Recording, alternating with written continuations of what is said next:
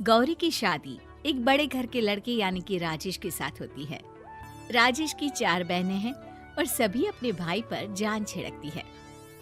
अरे पापा, ये राजेश के लिए कैसी छोटी सी हिट की लड़की ब्याह लाए आप?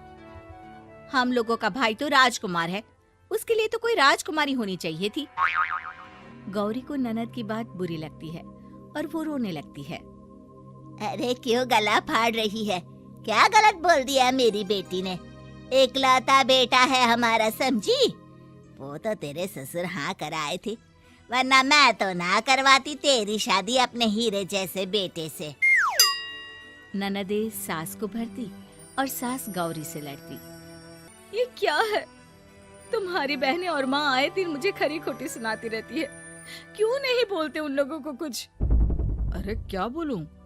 अब उन लोगों का इकलौता भाई और बेटा होना, तो वो लोग थोड़े इमोशनल है मुझे लेकर, समझा करो ना। और कौन सा वो लोग रोज आते हैं ससुराल से? माना एक साथ नहीं आती, लेकिन रोज कोई ना कोई तो खड़ा ही रहता है ना। खैर, जैसे तैसे कुछ साल गुजरते हैं। गौरी एक प्यारे से बेटी की माँ बनती है। सुनिए, हर बात पर ससुर जी से पैसा मांगना ठीक नहीं लगता। आप कोई काम क्यों नहीं करते हैं? काम तो मैंने कभी किया ही नहीं गौरी। पापा के पास इतना पैसा है कि मुझे जरूरत ही नहीं पड़ी।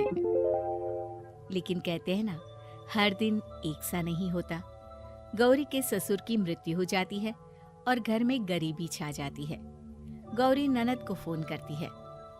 दीदी, अब जीजा जी को बोलकर इन्हें कहीं नौकरी दिलवा दो ना। घर चलाना मुश्किल हो रहा है। माँ जी की भी तबीयत खराब रहती है। दवाई का खर्चा और मुन्ने की पढ़ाई का खर्चा काफी है। कुछ मदद मिल जाएगी दीदी।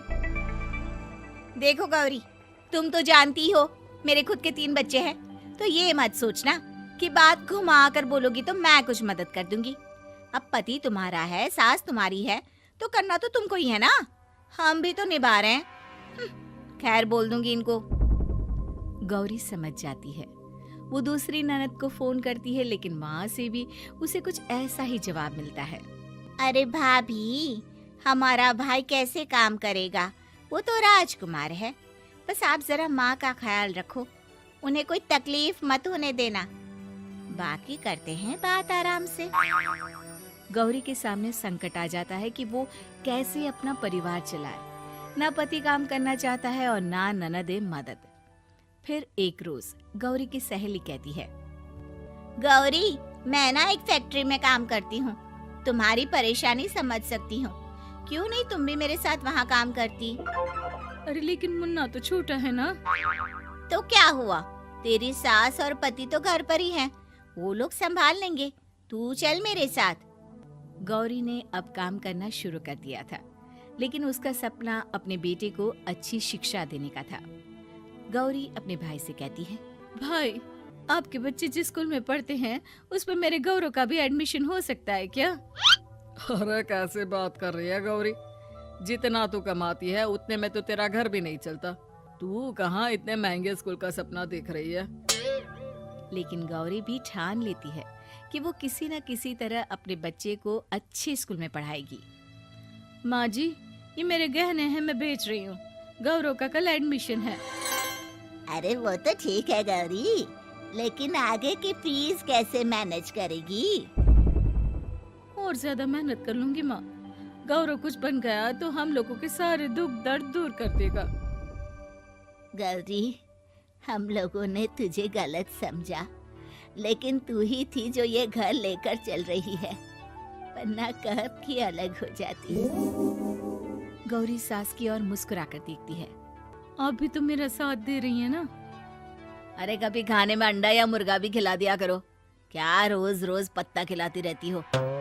अरे शर्म तो आती नहीं, सारा दिन बहू काम करके पैसे लाती है, खुद तो कुछ करता नहीं, ऊपर से मुर्गा खाना है इसको। गौरी अपना घर चलाने के लिए तो पर्याप्त पैसे कमा लेती है, लेकिन बेटे के महंगे स्कूल, कोचिंग और उसकी डिमांड पूरी करने के लिए उसे लोगों से पैसे उधार लेने पड़ते। माँ, मुझे जूडो कराटे की ड्रेस चाहिए, मैं घर के कपड़ों में क्लास नहीं अटेंड करूँगा। और क्या, बिल्कुल, घर की भी कोई ड्रेस होती है क्या? मैं कल ही ला दूंगी। बच्चा, तू बस मन लगाकर पढ़ाई किया कर। उसके जाने के बाद कहाँ से लाएगी पैसे ड्रेस के? माँ वो पास वाली चाची से कुछ पैसे उधार लूंगी। अरे सभी से तो उधार ले चुकी है तू। कर्जा इतना चढ़ा लिया है कि पूरा जीवन भी कमाएगी तो उतार नहीं पाएगी। अरे माँ जी, गौरव कुछ बन जाए तो मुझे कमाने की क्या जरूरत, फिर तो मैं बस रानी बनकर राज करूंगी।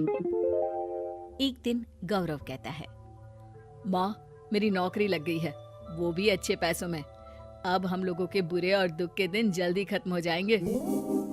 गौरी की खुशी का ठिकाना नहीं होता। वो सास की फोटो के सामने हाथ जोड़ती है कि उसका पति उसे कहता है, देखा गौरी, तेरी तपस्या खत्म हुई। इतने सालों से जो तू फैक्ट्री में नौकरी कर रही है, अब तू आराम कर सकती है।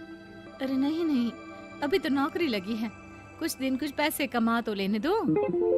कुछ महीनों बाद गौरी की ननद गौरव के लिए रिश्ता लेकर आती है। अरे भाभी, वो मैं ना रिश्ता लेकर आई थी गौरव के लिए। सुना अच्छा कमा रहा है, क्यों? देखा मेरी बहन कितनी अच्छी है, कितना सोचती है हम लोगों के लिए। गौरी कुछ नहीं कहती, लेकिन उसका मन नहीं होता है कि वो बेटी की शादी इतनी जल्दी कर दे। हाँ वो तो ठीक है, लेकिन अभी कुछ कर्जा है जिसे उतारना है। तो क्या हो गया, शादी के बाद भी उतार लेगा। कम से कम एक लड़की आ जाएगी तो आराम रहेगा। गौरी लोगों के प्रेशर में आकर बेटे की शादी कर देती है और शादी के बाद एक दिन जब अपनी फैक्ट्री में जाती है।